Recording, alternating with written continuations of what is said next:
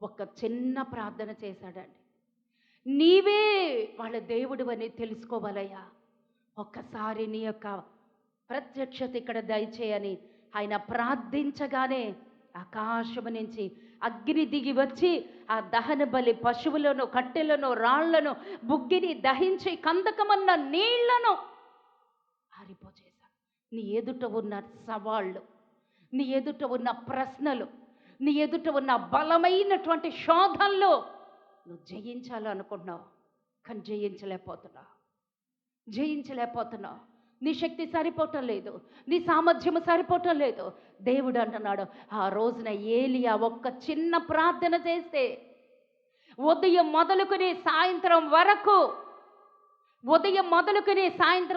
850 మంది ప్రవక్తలు, బయలు ప్రవక్తలు, వాళ్ళు ఎన్ని రకాలుగానో వాళ్ళ శరీరాలు కోసుకున్నారో, వాళ్ళ రక్తాన్ని కార్చారో, అయినా వాళ్ళ దేవుడు పలకలే. కానీ నీ దేవుడు అలాంటి వాడు కాడు. నీ దేవుడు నువ్వు పిలిస్తే వచ్చేసేవాడు. నీ దేవుడు నువ్వు పిలిస్తే వచ్చేస్తానన్నాడు. నీ ఎదురుగా ఉన్నటువంటి సవాళ్ళను నా చేతులకి అంటున్నాడు. నీ ఎదురుగా ఉన్నటువంటి ప్రశ్నలు నాకి, నీకున్న సమస్యలు నాకు అప్పగించు, నువ్వు బలిపీఠం కట్టు. ఉందా మన్నెళ్లలో బలిపీఠం? ఆ బలిపీఠం మీద ఏం కావాలి? ఆ బలిపీఠం మీద ఏం కావాలో దేవుడు ఈరోజు చెప్తున్నాడు చూడండి. ఆ బలిపీఠం కట్టు. 32వ అధ్యాయంలో ఉంది. రాళ్లతో మలచబడినటువంటి బలిపీఠం అండి అది. హల్లెలూయా. రాళ్లతో కట్టబడినటువంటి బలిపీఠం. ఆ బలిపీఠం మీద ఏమేమి ఉండాలి? అతడు ఇలాగన ప్రార్థన చేయుచుండగా యెహోవా అగ్ని దిగి దహన బలి పశువులను, కట్టెలను, రాళ్లను, బుగ్గిని దహించి కందకమందున్న నీళ్లను ఆరిపోచేశాడు. చుట్టుపక్కల తవ్వేశాడండి. ఆ పశు మాంసమును తడిపేశారు, కట్టెలు తడిచిపోయినాయి, రాళ్ళు తడిచిపోయినాయి. ఆ చుట్టూతా ఉన్నటువంటి కందకలం చుట్టూతా ఆ నీళ్లు పోసేశారు, అన్నీ తడిచిపోయినాయి.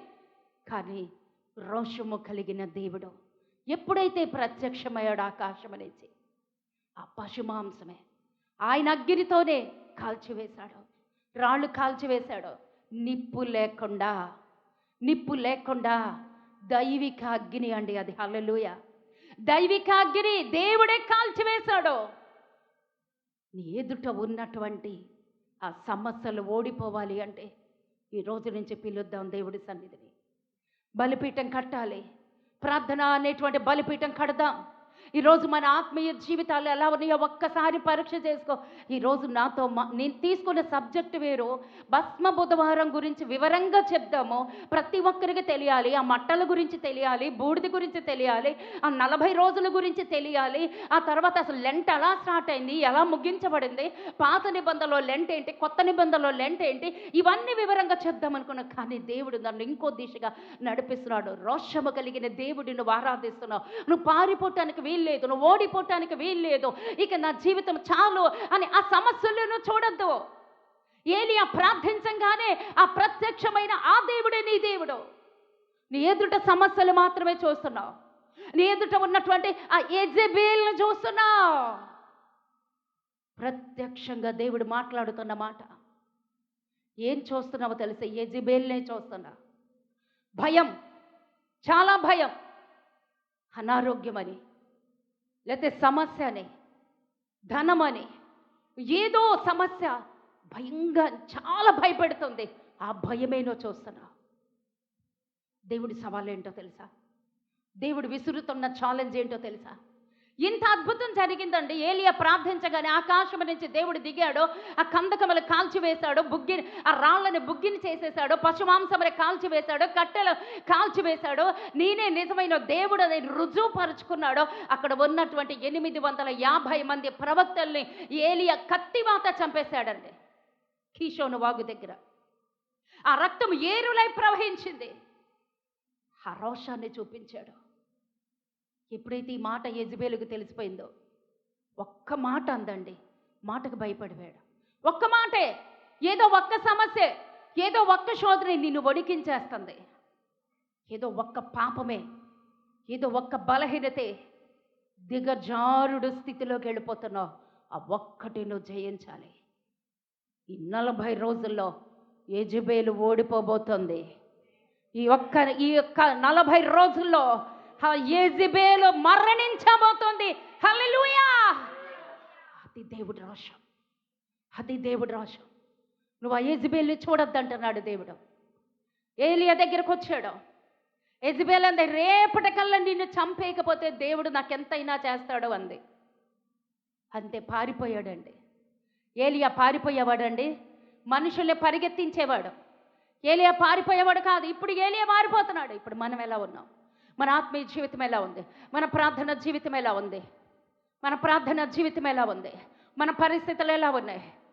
హల్లెలూయా, హల్లెలూయా, హల్లెలూయా, హల్లెలూయా, హల్లెలూయా, హల్లెలూయా.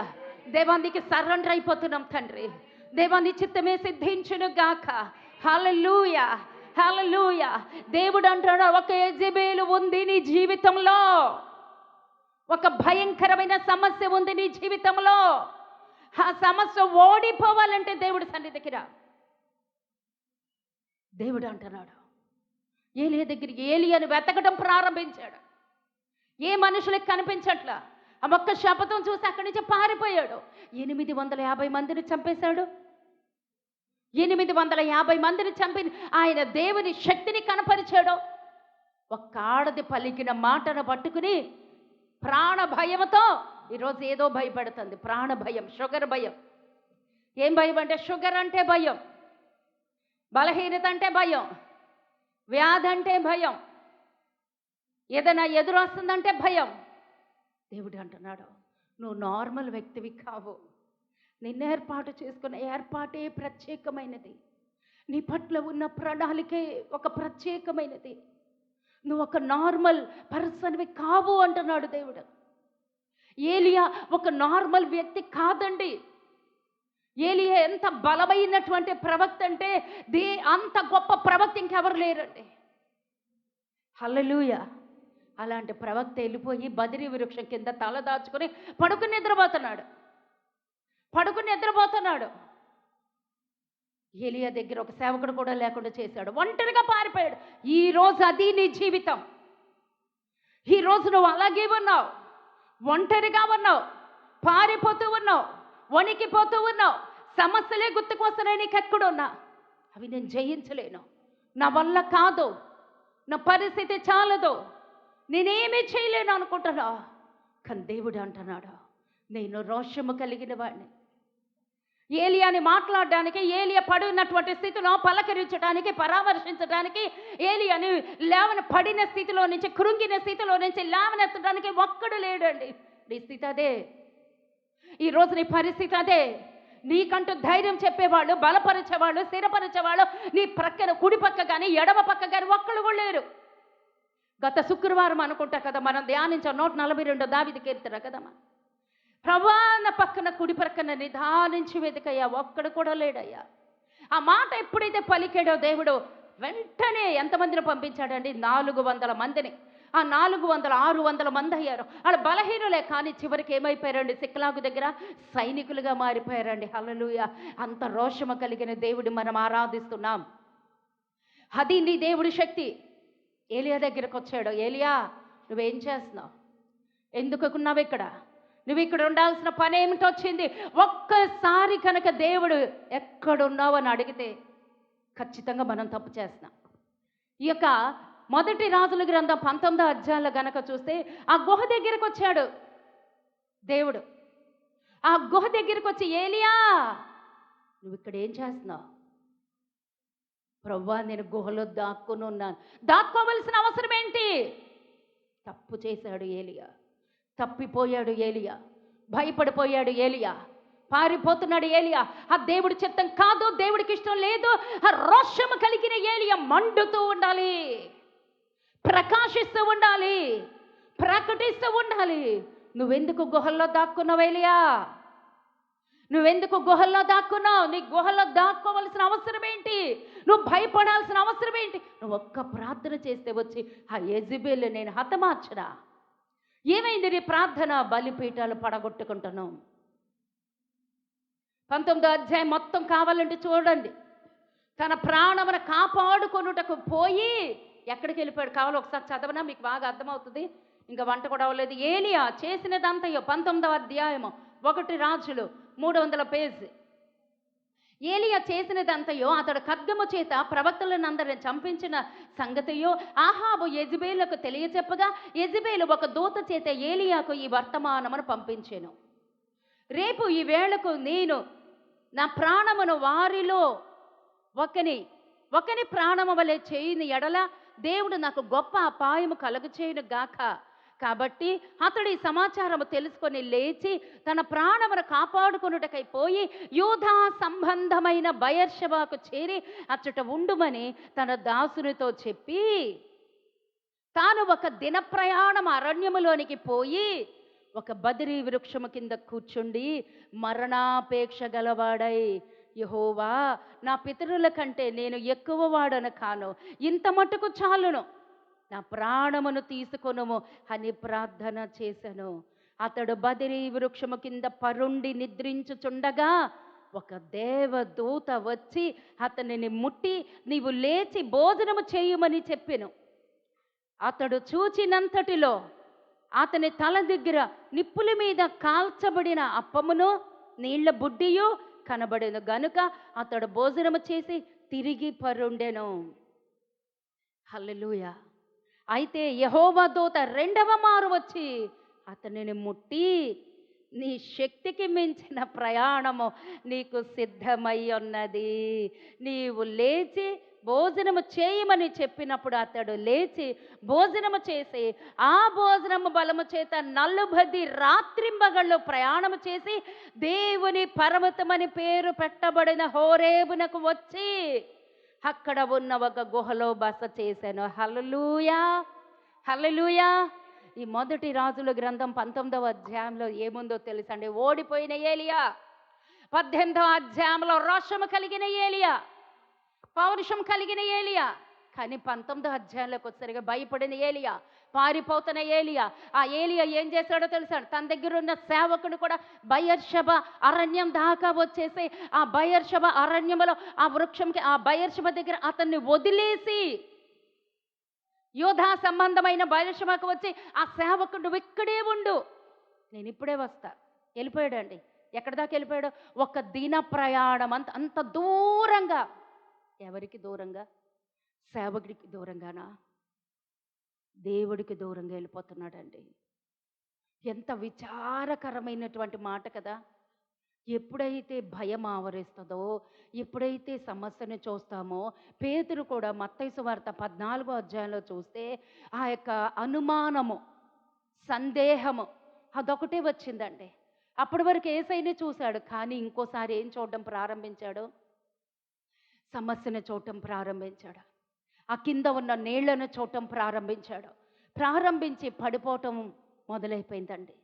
ఏలియా కూడా అదే చేశాడు. తన సేవకుడి యూదా సంబంధమైన బయర్షెబ అరణ్యంలో వదిలేశాడు. ఆ బయర్షెబ అరణ్యంలో వదిలేసి నువ్వు ఇక్కడే ఉండు, నేను ఇప్పుడే వస్తా. ఇంకేం చెప్పలేదండి, ఒక్కడే వెళ్ళిపోయాడు. ఒక దిన ప్రయాణం అంత దూరంగా. మళ్ళీ ఆ సేవకుడు తిరిగి రాకూడదు, ఎందుకంటే నేను మళ్ళీ ఇక్కడికి రాను, నేను చనిపోవటానికి వెళ్తున్నాను అని అక్కడికి వెళ్ళిపోయి అక్కడ చిన్న ప్రార్థన చేశాడు. ప్రభువా, నా ప్రాణం ఇంక నువ్వు తీసేసుకో. ఆ వృక్షం కింద పడుకుని ఒకటే మొరపెట్టాడు, మరణాపేక్ష. ఈరోజు ఏదో భయంకరమైన కృంగుదల, కరెక్ట్ వర్డ్, భయంకరమైన కృంగుదల. ఆ కృంగుదలతో నేను ఇక్కడికి వచ్చావు. ఆ ఏలియాను చూసిన దేవుని కన్నులే ఈరోజు నేను చూస్తున్నాయి. ఏదో దిగజారిపోతున్నావు, కృంగిపోతున్నావు, బలహీన పడిపోతున్నావు. భయం భయం భయం, బలహీనత. అది శరీర బలహీనత, ఆత్మీయ బలహీనత, కుటుంబంలో సమస్య, ఏదో ఒక భయంకరమైనటువంటి వేదన గుండా వెళుతున్న స్థితి. ఏలియా ప్రార్థిస్తున్నాడు, నా ప్రాణం తీసేసుకో అని చెప్పి పడుకుని అలిసిపోయి నిద్రపోతున్నాడండి. అక్కడికి ఒక దేవదూత వచ్చింది, లేపి అయ్యా, నువ్వు ఆకలితో ఉన్నావు నాకు తెలుసు, ఇదిగో ఇక్కడ నీకు ఒక రొట్టెను నీళ్లను పెట్టాను, తిను తాగు అంటే లేచి ఆ ఆహారాన్ని, ఆకలి మీద ఉన్నాడేమో లేచాడో, ఇది ఎక్కడి నుంచి వచ్చింది, ఈ అరణ్యంలో ఎవరు నన్ను లేపారు అది కూడా తెలియట్లేదండి. చాలా కృంగుదల్లో ఉన్నప్పుడు ఏమి పట్టించుకోవాలని కూడా ఉండదు కదండి. దేని మీద ధ్యాస ఉండదు. లేచాడు, తిన్నాడు, ఆ యొక్క నీరు తాగేశాడు, పడుకుని నిద్రపోయాడు. మరలా వచ్చింది దేవదూత, మరలా వచ్చాడు దేవదూత, మరలా వచ్చి మరలా లేపుతున్నాడు. లేపి, ఏలియా నీ కొరకు ఉంచిన మరలా ఈ ఆహారాన్ని తిను, ఆ నీళ్లు తాగు.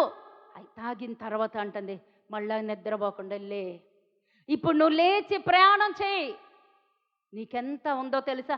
నీ శక్తికి మించిన ప్రయాణం ఉంది. హల్లెలూయా, హల్లెలూయా. నీ శక్తికి మించిన ప్రయాణం ఉంది.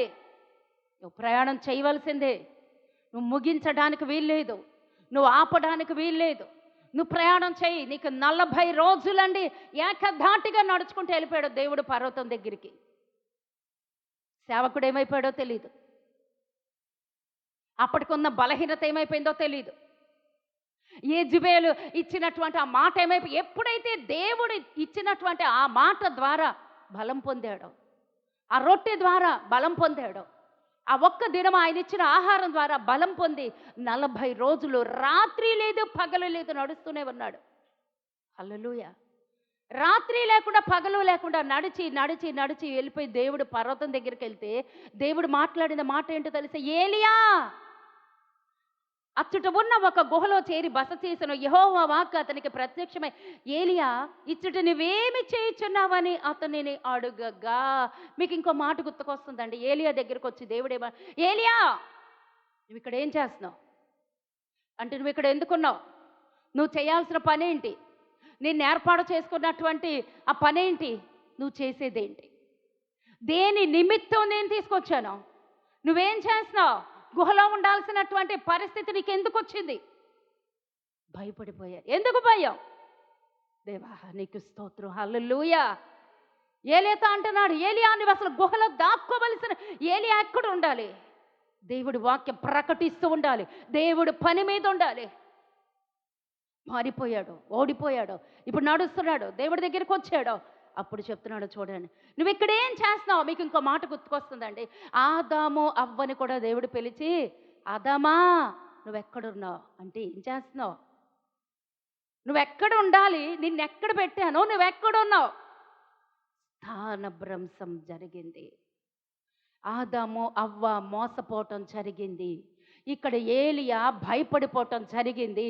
అంటే వాళ్ళు ఉండవలసినటువంటి స్థితిలో వాళ్ళు ఉండలేదు. స్థానభ్రంశం, విశ్వాసములో కదలికలు, పడిపోవటం, కృంగుదల. దేవుడు ఎక్కడ నిలబెట్టాడో అక్కడే ఉండాలండి. ఉండలేదు. ఆదామవ్వ ఉండలేదు, దిగంబరులుగా అయ్యారు, కచ్చడములు కట్టుకున్నారు, చెట్టు చాటుకు వెళ్ళిపోయారు. అందుకే వెతకడం ప్రారంభించారు. ఆదామా నువ్వెక్కడున్నావు, ఆదామా నువ్వేం చేస్తున్నావు. అదే విధంగా దేవుడు మాట్లాడే విధానం ఇలాగే ఉంటుందండి. దేవుడు మాట్లాడేటువంటి మాటల విధానం ఇదే. ఆ రోజున ఆదామును అడుగుతున్నాడు ఎక్కడున్నావు, ఈ రోజున ఏలియాను అడుగుతున్నాడు. తర్వాత ఏలియా నువ్వు ఎక్కడున్నావు, ఈరోజు మనల్ని అడుగుతున్నాడు, మనం ఎక్కడున్నాం. ఆయన పెట్టిన స్థలంలోనే ఉన్నామా, ఆయన ఉంచిన స్థలంలోనే ఉన్నామా, దేవునికి అంగీకారమైనటువంటి జీవితంతోనే మనం ఉన్నామా? ఎలా ఉంటుంది మన ఆత్మీయ జీవితం?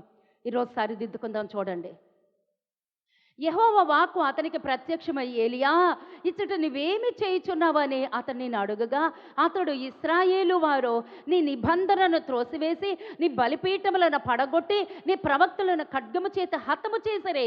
సైన్యములకు అధిపతియగు దేవుడునగు యెహోవా కొరకు మహారోషము గలవాడనే నేను ఒక్కడను మాత్రమే మిగిలి ఉండగా వారు నా ప్రాణమును కూడా తీసివేయుటకై చూచుచున్నారని మనవి చేయగా, అందుకాయన నీవు పోయి పర్వతము మీద యెహోవా సముఖమందు నిలిచియుండమని సెలవిచ్చెను. అంతటా యెహోవా ఆ వైపున సంచరించగా, ఇక్కడ చదువుతాను జాగ్రత్తగా వినండి, దేవుడు మీకేమైనా బయలుపరుస్తాడేమో నిరీక్షించండి. యెహోవా ఆ వైపున సంచరించగా బలమైన పెనుగాలి లేచెను. యెహోవా బలమునకు పర్వతములు బద్దలాయను, శిలలు చిన్నాభిన్నములాయన. కానీ కానీ యెహోవా ఆ గాలి దెబ్బ యందు ప్రత్యక్షము కాలేదు. గాలి పోయిన తర్వాత భూకంపము కలిగిన కానీ ఆ భూకంపమునందు యెహోవా ప్రత్యక్షము కాలేదు. ఆ భూకంపమైన తర్వాత మెరుపు పుట్టిన కానీ ఆ మెరుపునందు యెహోవా ప్రత్యక్షము కాలేదు. మెరుపు ఆగిపోగా మిక్కిలి నిమ్మళముగా మాట్లాడు ఒక స్వరము వినబడెను. చప్పట్లు కొట్టి దేవునికి స్తోత్రాలు చెల్లించుకుందాం. హల్లెలూయా, హల్లెలూయా. ఏం అర్థమైంది మీకు ఈ మాటల్లో? ఏమన్నా దేవుడు మీతో మాట్లాడారా? ఏమన్నా గ్రహించగలుగుతున్నారా? ఏం జరుగుతుంది అంటే ఏలియాతో అన్నాడు, ఏలియా నువ్వు ఇక్కడ ఏం చేస్తున్నావు? నువ్వు ఇక్కడ ఎందుకున్నావు? నువ్వు ఉండాల్సిన పరిస్థితి ఏంటి అంటే, అయ్యా ఆ యెజబెల్ రాణి అందరినీ చంపేసింది, నీ యొక్క ప్రవక్తలందరినీ. నేను ఒక్కడనే మిగిలాను, ప్రాణభయంతో ఈ రీతిగా పరిగెత్తుకొని వచ్చేసాను. ఒక మాట చెప్పాడు. అయితే అన్నాడు, ఎల్లు, నువ్వు వెళ్ళి ఆ గుహ లోపల నువ్వు దాక్కుని ఉండు. అంతే, ఇంకేం చెప్పలేదు. వెళ్ళిపోయాడు. వెళ్ళిన మరుక్షణమే ఏమైందండి? ఆ వైపున సంచరించగా బలమైన పెనుగాలి లేచెను. యెహోవా భయమునకు పర్వతములు బ్రద్దలాయెను. హల్లెలూయా. యెహోవా భయమునకు, ఏ భయానికి? యెహోవా భయానికి పర్వతములు బ్రద్దలాయెను. ఏలియా ఏ భయానికి వణికిపోయాడు? ఏలియా ఎవరికి భయపడిపోతున్నాడు? ఏలియా ఏ భయమును చూసి తను వణికిపోవటం ప్రారంభించాడు? యెజబెలుకు భయపడిపోతే అందుకని తన భయాన్ని చూపిస్తున్నాడు. యెజబెలుకి భయపడిపోవటం ముఖ్యమా? ఆయన కన్నా శక్తివంతుడు నేను ఇక్కడ ఉన్నానని ఆయన గాలి, బలమైన పెనుగాలి లేవగా యెహోవా భయమునకు పర్వతములు బద్దలాయెను. హల్లెలూయా. ఇప్పుడు ఎవరు శక్తివంతులు? యెజబెలు బలవంతురాలా? దేవుడు బలవంతుడా? గాలిని విసరగానే ఆ పెనుగాలికే ఆ పర్వతములు బ్రద్దలైనవి, శిలలు చిన్నాభిన్నములైపోయినాయి. కానీ శిలలు ఏమవుతున్నాయండి? పగిలిపోయి ఎటు వెళ్ళిపోతుందో తెలియట్లా, చిన్నాభిన్నం అయిపోతుంది. కానీ యెహోవా ఆ గాలి దెబ్బ యందు ప్రత్యక్షము కాలే. గాలి పోయిన తర్వాత భూకంపము కలిగేను. ఆ భూకంపమునందు తర్వాత ఏం కలుగుతుందండి? పర్వతములు బ్రద్దలైపోతున్నాయి, శిలలు చిన్నాభిన్నములు అయిపోతున్నాయి, భూకంపములు కలుగుతున్నాయి. తర్వాత గొప్ప మెరుపు పుట్టింది. దేని యందు కూడా దేవుడు ప్రత్యక్షం కాలేదు. ఏమర్థమవుతుంది వాక్యంలో నుంచి? వాక్యం మొత్తం మీద ఉన్న సారాంశం ఇది ఒకటే. నువ్వెవరికి భయపడుతున్నావు? నీ అనారోగ్యానిక, నీ సమస్యక, నీ శోధనక, నీ కుటుంబంలో ఉన్నటువంటి ఆ వ్యాధులక, వేదనక, అప్పుల బాధలక, లేకపోతే ఏ శోధనకి నువ్వు భయపడిపోయి దేవుడు వదిలేస్తున్నావు ఈ రోజున? నువ్వు భయపడవలసింది ఎవరికి? నువ్వు భయపడవలసింది ఎవరికి? లోబడవలసింది ఎవరికి? వినయము చూపించవలసింది ఎవరికి? ఎవరి దగ్గర నువ్వు లోబడాలి? అంత కోపం వచ్చిందండి దేవుడికి. ఈరోజు నా పట్ల కూడా దేవుడి కోపమే వస్తుంది. దేవా క్షమించు తండ్రి. శక్తికి మించిన ప్రయాణం ఉందండి మనకి. మనం మన శరీరం వైపు చూస్తాం, మన బలం వైపు చూస్తాం, మన కుటుంబంలో ఉన్న సమస్యల వైపు చూస్తాం, అదే మనకు బాగా వచ్చింది. శోధనల వైపు చూస్తాం, దేవుడి వైపు చూడట్లే మనం. దేవుడి వైపు చూడట్లేదు మనం. దేవుడు సెలవిస్తున్నది కూడా అదే. దేవుడు సెలవిస్తున్నది అదే. దేవుడు ఎప్పుడైతే తన భయాన్ని, అసలు భయం అంటే ఏంటో చూపించాడండి. ఆ భయం అంటే ఏంటో చూపించినప్పుడు పర్వతముల బ్రద్దలైనవి, భూకంపము కలిగింది, శిలలు చిన్నాభిన్నములు అయిపోయినాయి, ఆకాశముల పెద్ద మెరుపులు పుట్టినాయి. ఎక్కడ దేవుడు మాట్లాడలేదు. కారణం ఏంటో తెలుసండి? ఆయన శక్తిని చూపించాడు. ఒక స్త్రీ చెప్పిన మాటను పట్టుకుని నువ్వు ఈ రోజున ఇంత గొప్ప పరిచర్య వదిలేసా. ఏలియా అంటేనే గొప్ప పరిచర్య, రోషము కలిగిన ప్రవక్త. ఏలియా అంటే గొప్ప రోషము కలిగిన ప్రవక్త, దేవుడి కొరకు మండుచున్నటువంటి హృదయం. ఒక్క సమస్య దగ్గర ఓడిపోతున్నాం ఈ రోజున. ఏలియా ఓడిపోయినట్లుగా ఈ రోజున మనము కూడా ఏదో ఒక సమస్య బెదిరిస్తుంది, ఏదో ఒక భయం, ఆ భయం దగ్గరే ఓడిపోతున్నామండి. దేవుడు సెలవిస్తుంది ఇదే. ఆగిపోయావా? ముందుకు వెళ్తున్నామా? ఆగిపోతున్నామా? ముందుకు వెళ్తున్నామా? మన ఆత్మీయ జీవితం ఎలా ఉంది ఈ రోజున? దేవుడు అంటున్నాడు, నీ శక్తికి మించిన ప్రయాణం ఉంది, ముందుకెళ్ళిపో. నీ శక్తికి మించిన ప్రయాణం ఉంది, ఆగిపోవటానికి వీల్లేదు. ఎక్కడైతే మన ఆత్మీయ జీవితాలు ఆగిపోతున్నాయేమో ఈరోజు సరిదిద్దుకుందాం. ఒకవేళ మన ఆత్మీయ బలిపీఠాలు పడద్రోయబడి ఉన్నాయేమో, ఈ 18వ అధ్యాయంలో చూసినట్లుగా మన ప్రార్థన బలిపీఠాలు పడద్రోయబడి ఉన్నాయేమో, ఈ రోజున మన బలిపీఠాలు కట్టబడాలి. మనం తీసుకునే తీర్మానాలు స్థిరం కలిగి ఉండాలి. దేవుడికి స్తోత్రం కలుగునుగాక. ఇక్కడి నుంచి వెళ్ళే లోపలే ఒక బలమైన తీర్మానం మనం తీసుకుందుముగాక. దేవదేవునికి మనము లోబడదుముగాక. ఏలియా యెజబెలును చూసి భయపడినట్లుగా మన శరీర బలహీనతలు మనల్ని ఆపకుండా ఉండునుగాక. దేవుడికి సరెండర్ అయిపోతామండి. నీ శక్తికి మించిన ప్రయాణం ఉంది. ఇంకంతకు మించి దేవుడు ఇంకల్లాగా చెప్పడం, అంతకు మించి అవిధేయత కనుక మనం చూపించామంటే ఏమైపోతామో నాకు తెలుసు. హల్లెలూయా. దేవుడికి నేనైతే సరెండర్ అయిపోతున్నానండి. దేవుడికి నేనైతే సరెండర్ అయిపోతున్నాను. ఆ భోజనపు బలము చేత 40 రాత్రింబగళ్ళు ప్రయాణం చేసుకుంటూ వెళ్ళిపోయాడు. హల్లెలూయా. ఆ రోజున భోజనం తెచ్చింది ఎవరో తెలుసండి? మర్మముగా ఉన్నటువంటి నజరేయుడైన యేసయ్యే. హల్లెలూయా. ఆయనకి ఆ రోజున శరీరం లేదండి. శరీరం లేదు కాబట్టి ఒక దేవదూత అని మాత్రమే పలకబడింది. యెహోషువ యుద్ధం చేస్తున్నప్పుడు అక్కడికి వచ్చినటువంటి దేవదూత, ఆ యొక్క చేతిలో దూసిన ఖడ్గము చేత పట్టుకున్నటువంటి దేవదూత అని వ్రాయబడింది. అక్కడ కూడా ఆయనే. అబ్రహాము యుద్ధము చేసి వస్తున్నప్పుడు ప్రత్యక్షమైనటువంటి ఆ మెల్కీసెదెకు కూడా ఆయనే. కారణం ఏంటో తెలుసా అండి? ఆ 10వ భాగం తీసుకునేటువంటి అర్హత ఆయనకొక్కడికే. ఆ ద్రాక్ష రసము, ఆ రొట్టె ఇచ్చేది ఆయన మాత్రమే, ఆయన ఎవరో కాదండి. క్రొత్త నిబంధనలో దిగి వచ్చినటువంటి యేసయ్య. ఈరోజు దేవుడు నీకు చెప్తున్నాడు, నీ వయసు అయిపోలేదు, నీ బలం అయిపోయింది అనుకున్నా అవ్వలేదు, నీ శక్తి అయిపోయింది అనుకున్నా అవ్వలేదు, నేను ఓడిపోయాను అనుకున్నాను, ఓడిపోవటానికి దేవుడు ఇష్టపడట్లేదు. దేవుడు నీ పట్ల ఒక పెద్ద ప్రణాళిక వేసి ఉంచున్నాడు. ఆ ప్రణాళికలోకి వెళ్ళాలి అంటే దేవుడికి మనల్ని మనం అప్పగించుకోవాలి. ఆ రోజున ఏలియాను చూసి దేవుడు ఎంత బాధపడ్డాడో, దేవుడికి ఎంత కోపం వచ్చిందో. శిలలు చిన్నాభిన్నమైపోయినాయి, పర్వతములు పగిలినాయి, భూకంపములు కలిగినాయి. ఇవి క్రొత్త నిబంధనలు ఎక్కడ జరిగినాయో తెలుసండి? క్రొత్త నిబంధనలో కూడా ఒక చోట జరిగింది. ఎక్కడ? ఎవరికన్నా గుర్తుకొస్తుందా? ఎక్కడయ్యా? ఎస్, ఆయన చనిపోయినప్పుడు ఏమవుతుందో తెలుసండి? భూకంపము కలిగిందండి. పర్వతములు బద్దలైనవి, శిలలు చిన్నాభిన్నమైనవి. కారణం, యేసయ్యని కొరడాలతో కొట్టి సిలువ వేసి ఆయన్ని ఘోరాతి ఘోరంగా చంపినప్పుడు ఆయన ఎంత బాధపడ్డాడో. తండ్రి నన్ను క్షమించు. ఆయన్ని చంపినప్పుడు దేవుడు ఎంత బాధపడ్డాడో, ఈ రోజున ఏలియా తప్పిపోయినప్పుడు కూడా అంత బాధపడ్డాడు.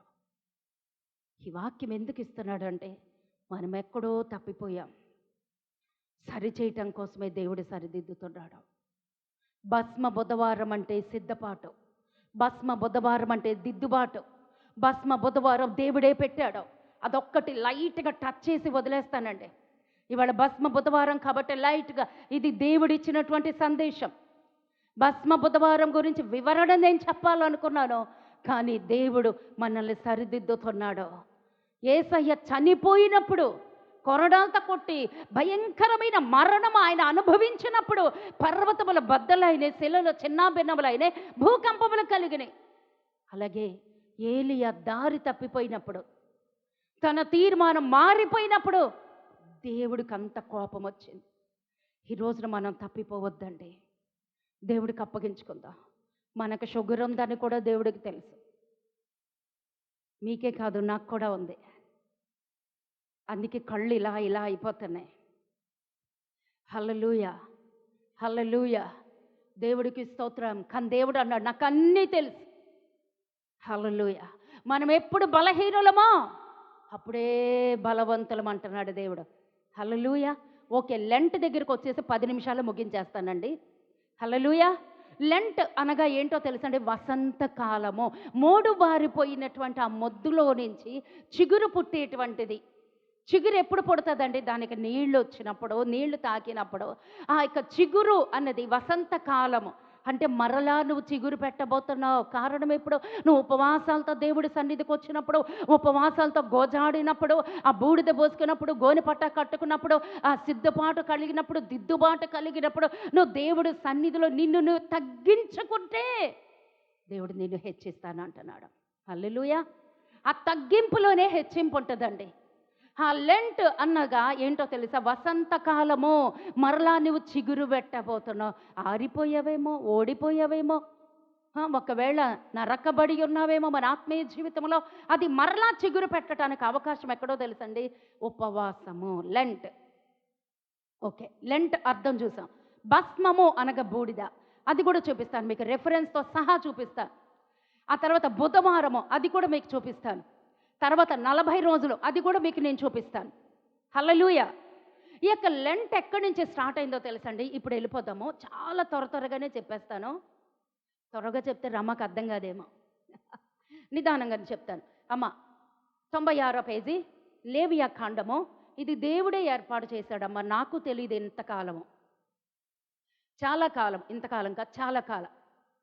నేను స్థిరపడిందే ఉపవాసాల్లో. లేవియా కాండము 16వ అధ్యాయము 34వ వచనం. దయచేసి పుస్తకం, పెన్నులు ఈ 40 రోజులు తెచ్చుకోండి, రాసి పెట్టుకోండి. దేవుడు ఈ 40 రోజుల్లో స్థిరపరచబోతున్నాడు మనల్ని. హల్లెలూయా. లేవియా కాండము 16వ అధ్యాయము 34వ వచనం నేను చదువుతాను చూడండి. సంవత్సరమునకు ఒక్కసారి ఇశ్రాయేలీల సమస్త పాపములను బట్టి వారి నిమిత్తము ప్రాయశ్చిత్తము చేయుటకు ఇది మీకు నిత్యమైన కట్టడా. యెహోవా మోషేకు ఆజ్ఞాపించినట్లు అతడు చేసెను. హల్లెలూయా. ఎవరు చెప్పారండి ఇది? యెహోవా మోషేకు ఆజ్ఞాపించాడు. ఏం ఆజ్ఞాపించాడు?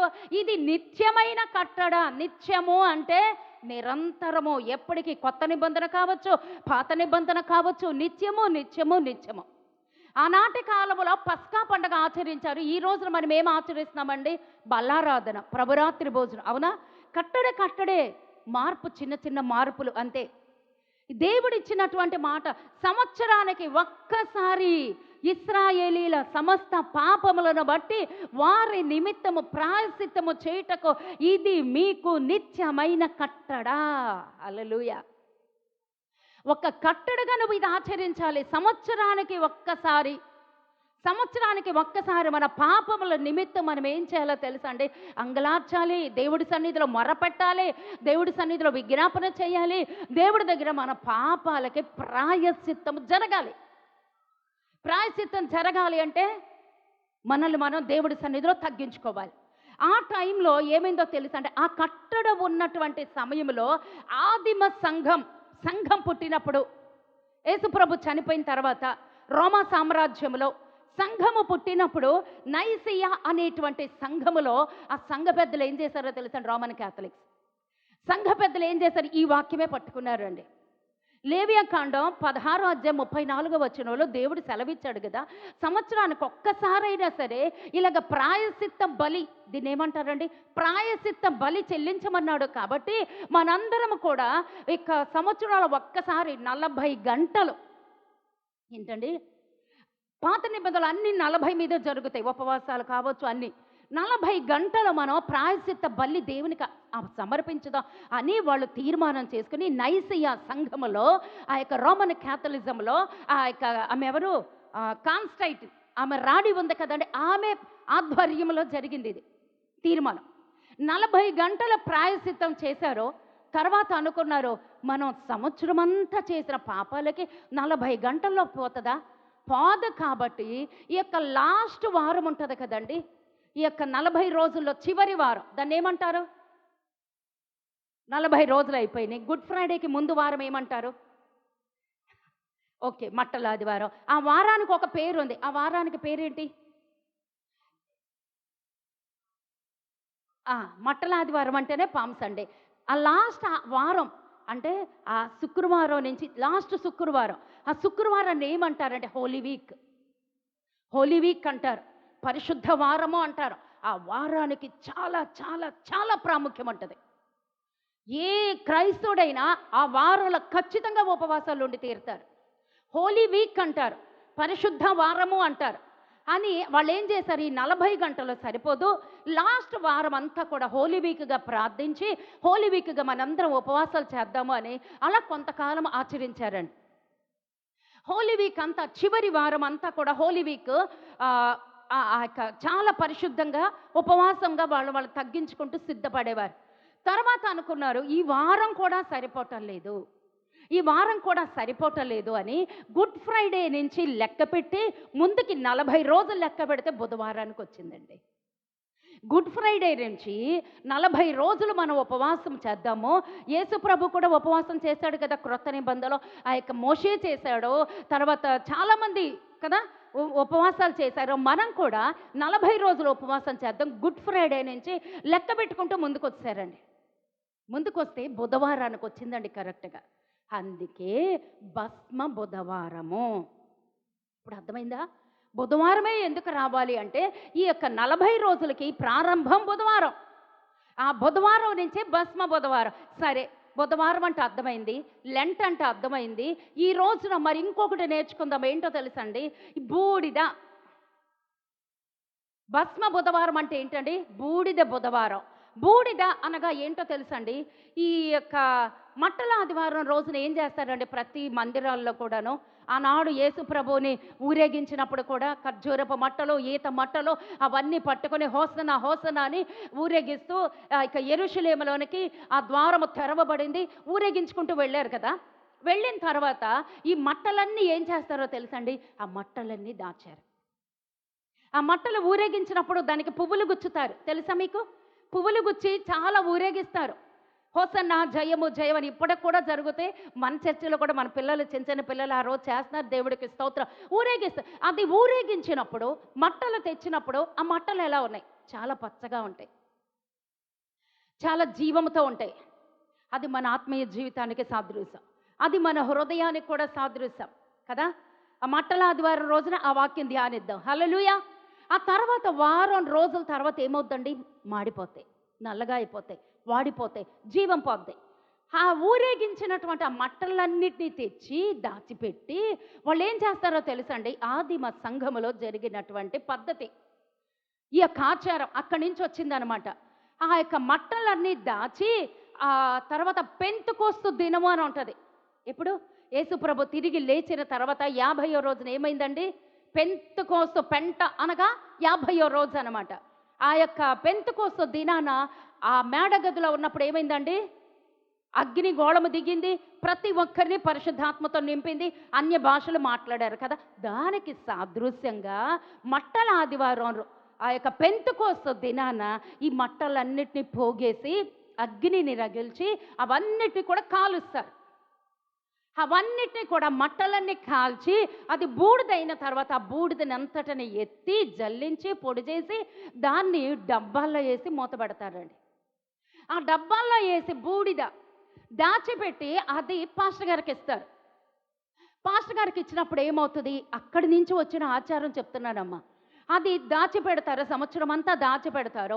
ఎప్పుడైతే లెంట్ డే స్టార్ట్ అవుతుందో ఆ రోజున ఆ యొక్క సేవకులు ఆ బూడిద మీద ప్రార్థన చేసి, ఆ బూడిద ఇలాంటి ప్రభువా, మేము దుమ్ము లాంటి వాళ్ళం ప్రభువా. ఆది కాండము ఆ యొక్క ఆది కాండములో అబ్రహాం మొరపెడతాడు 18:27లో, ప్రవ్వా నేను దుమ్ముని ప్రవ్వా, ప్రవ్వా నేను ధూళిని ప్రవ్వా అని మొరపెట్టుకున్నాడు కదండి. ఆ రీతిగా అయ్యా మేము దుమ్ము లాంటి వాళ్ళమయ్యా, మేము ధూళి లాంటి వాళ్ళమయ్యా అని ఆ దుమ్ముకి ధూళికి గుర్తుగా ఆ యొక్క ఆ బూడిదని తీసుకుని సిలువ గిత్తు ఆ సేవకుడే వేస్తారండి. ఎక్కడ? రోమన్ క్యాథలిజంలో. ఆ సేవకులే ఆ బూడిదని తీసి ఇక్కడ నుదుటిన సిలువ గుర్తు వేస్తారు. అర్థమైందా ఇప్పుడు? అక్కడి నుంచి వచ్చిందండి ఈ బూడిద. అక్కడి నుంచి వచ్చింది.